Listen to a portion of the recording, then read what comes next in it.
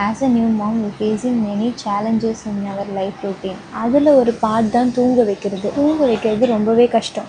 அப்போ தான் நான் டைனி டெக் அஃபிஷியல் இன்ஸ்டாகிராம் பேஜை பார்த்தேன்.